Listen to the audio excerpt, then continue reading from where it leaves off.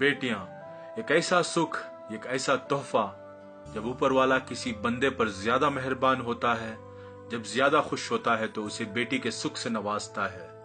तो इन्हीं बेटियों के नाम, इन बहनों के नाम ये पोस्ट शेयर कर रहा हूं।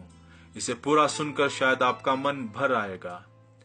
बेटी जब शादी के मंडप से ससुराल जाती है तब पराई नहीं लगती, मगर जब वो मायके आकर हाथ मुंह धोने के बाद सामने टंगे टवल के बजाय अपने बैग से छोटा सा रुमाल निकालकर मुंह पोंछती है तब वो पराई लगती है। जब वो रसोई के दरवाजे पर अजनबी सी खड़ी हो जाती है तब वो पराई लगती है। जब वो पानी के गिलास के लिए इधर उधर आंखें घुमाती है तब वो पराई लगती है। जब वो पूछती है वॉशिंग मशीन चलाऊं क्या, फैन ऑन करूं क्या, तब वो पराई लगती है। जब टेबल पर खाना लगने के बाद भी बर्तन खोलकर नहीं देखती तब वो पराई लगती है। जब पैसे गिनते वक्त अपनी नजरें चुराती है तब वो पराई लगती है।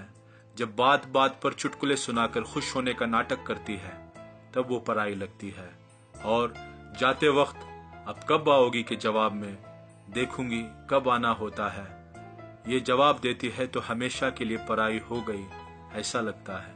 लेकिन गाड़ी में बैठने के बाद जब वो चुपके से अपनी आंखें छुपाकर सुखाने की कोशिश करती है तो वो परायापन एक झटके में बह जाता है।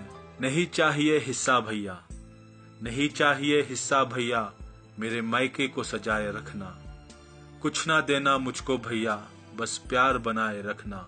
बाबा के इस घर में मेरी याद बसाए रखना। बच्चों के मन में मेरा मान बनाए रखना। बेटी हूँ सदा इस घर की, ये सम्मान सजाए रखना। और जब बेटी माँ का लिबास पहनती है, जब बेटी से वो माँ बन जाती है, बेटी से माँ का सफर बेफिक्री से फिक्र का सफर, रोने से चुप कराने का सफर, शरारत से संजीदगी का सफर। पहले जो आंचल में छुप जाया करती थी आज किसी को आंचल में छुपा लेती है। पहले जो उंगली पे गरम लगने से घर को सर पे उठाया करती थी आज हाथ जल जाने पर भी खाना बनाया करती है।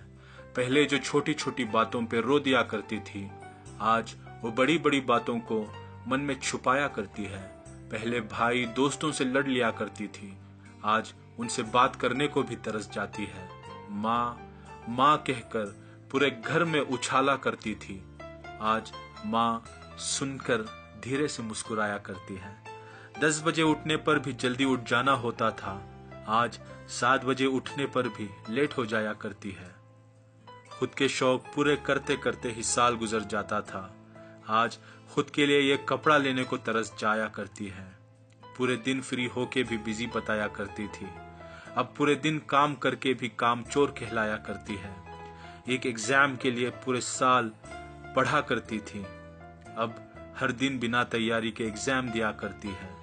न जाने कब किसी की बेटी किसी की माँ बन गई, कब बेटी से माँ के सफर में तब्दीली हो गई, न जाने कब बेटी बड़ी हो गई। बेटी है तो आज है, बेटी है तो कल है, बेटी अनमोल है।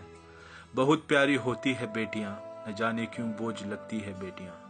वो बेटी ही थी जो देवी के रूप में नजर आई, वो बेटी ही थी जिसने पैगंबर के वंश को बढ़ाया।